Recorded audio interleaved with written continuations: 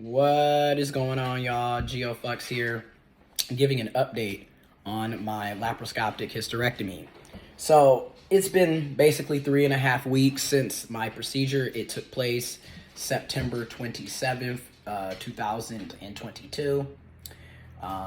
This upcoming Tuesday will be 4 weeks, technically, since I had that procedure.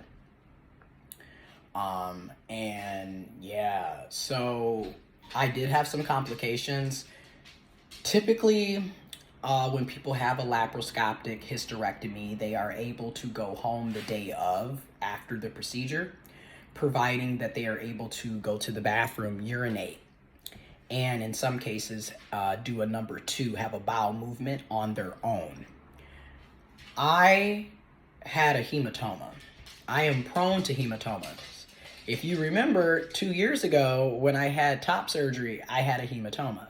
And when you have surgeries where you can see it outside, so when I had the top surgery, the hematoma was literally my right pec, and it was super big, and they had to drain it numerous times throughout like that 2 to 3 weeks after having the procedure to get it to go down. And trigger warning, I'm about to show my chest, and there's like surgical scars, okay. Trigger warning.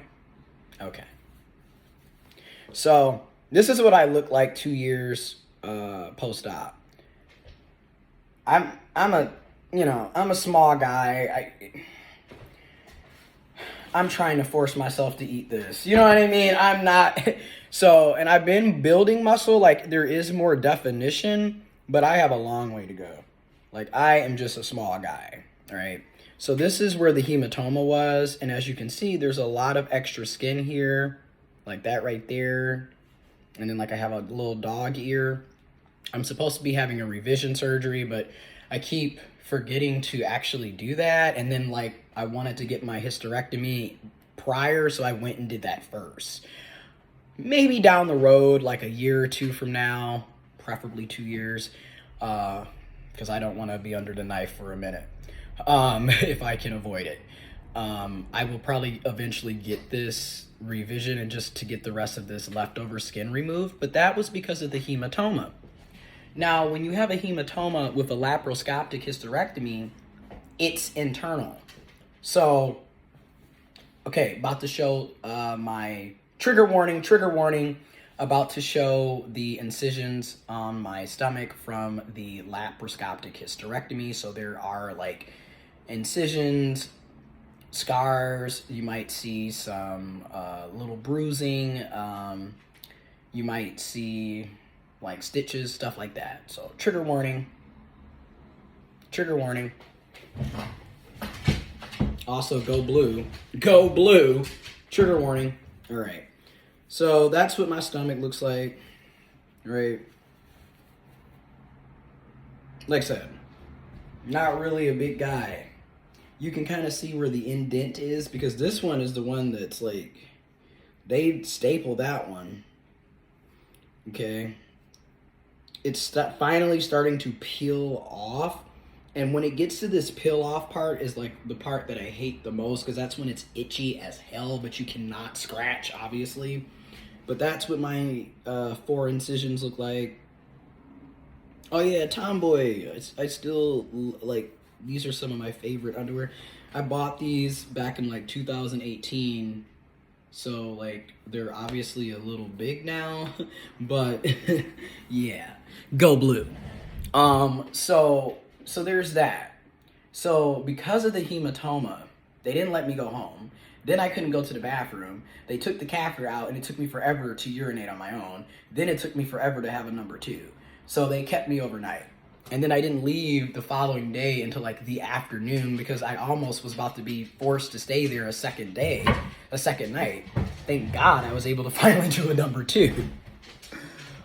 Which coffee, the minute they gave me coffee, I was like, oh, finally. So like I realized how important coffee is a natural diuretic. So if you need to take a number 2, get you some coffee. But so there's that. So I started having bleeding, moderate to heavy bleeding, basically 2 weeks after the procedure. Last Thursday is when I woke up with blood. Like, trigger warning, trigger warning. We're talking about bodily fluid, surgery, pain, blood, things of that nature. I'm sorry. I'll put this in the description box as well. So I woke up with blood, and it was basically like trigger warning, trigger warning. It was like having a menstrual cycle. And I haven't had one of those in over 3 years. And then even when I had menstrual cycles, they were very irregular because I was born intersex. So I would have a period and it would last 3 days, and then I wouldn't have a period for 3 to 4 months. And then my periods, when I had them, were very light. So it was more like a spotting for 3 days than an actual period. So waking up last Thursday with like blood was shocking. I was freaking out. Like, what the hell is this?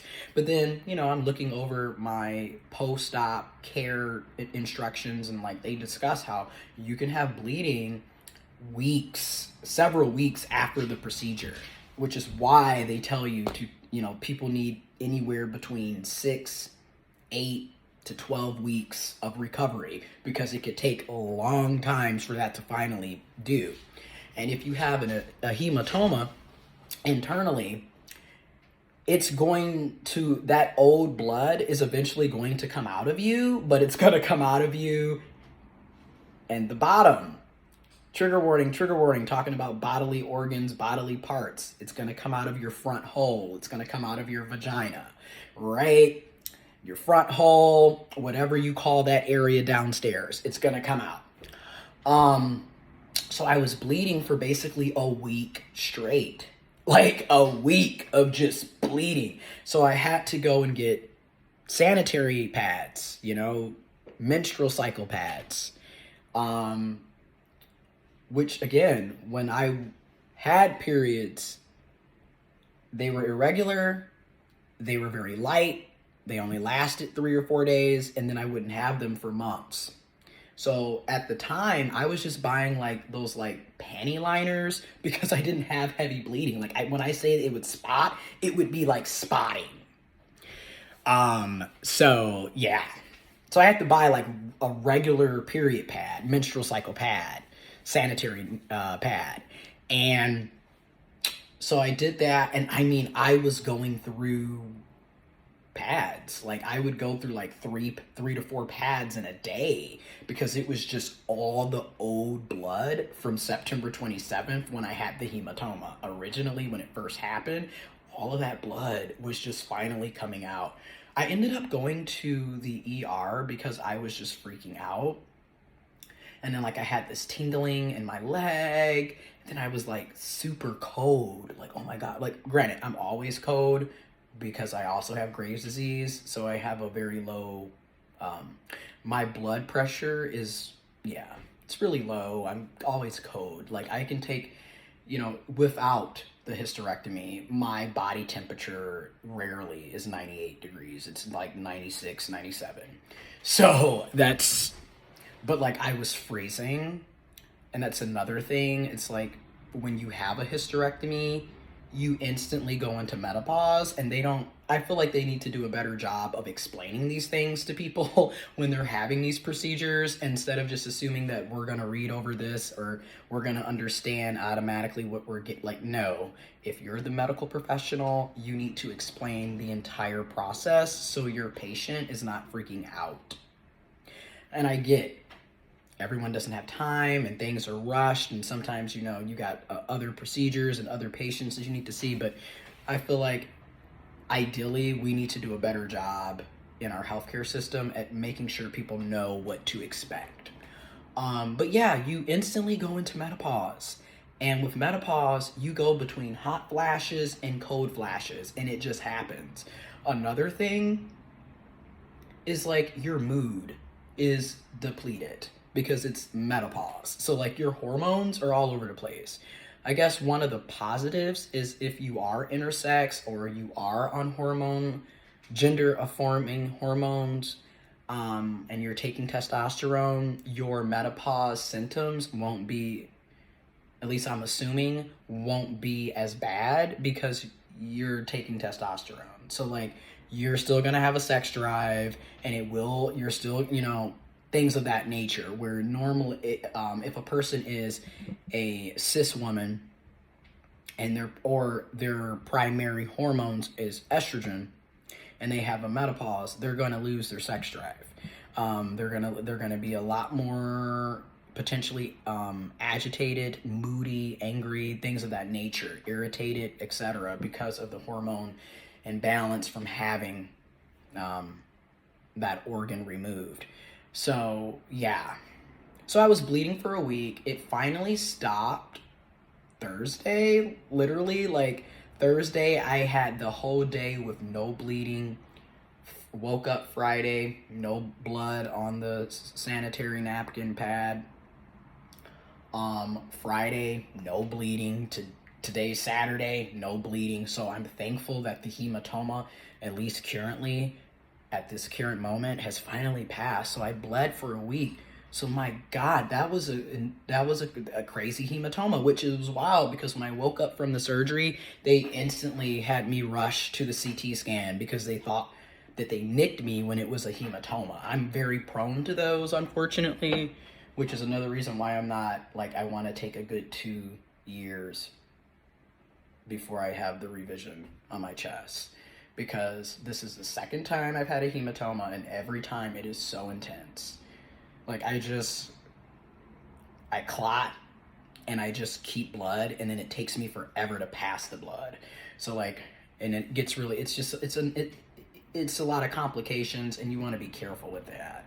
So I'm like, I basically need a blood thinner when I have procedures, because my shit just, so then there was that. Also, again, I should have took the time as well as a patient and read up more on the procedure. But yeah, when I had a total laparoscopic hysterectomy. With that being said, my ovaries were removed, my fallopian tubes were removed, my uterus was removed, and my cervix. So all 4 of them items were removed. Those organs were removed. Again, trigger warning, trigger warning. Those organs were removed, and using these 4 incisions laparoscopically with like a robot. And of course, everyone doesn't get the laparoscopic hysterectomy because you basically have to be a candidate for it.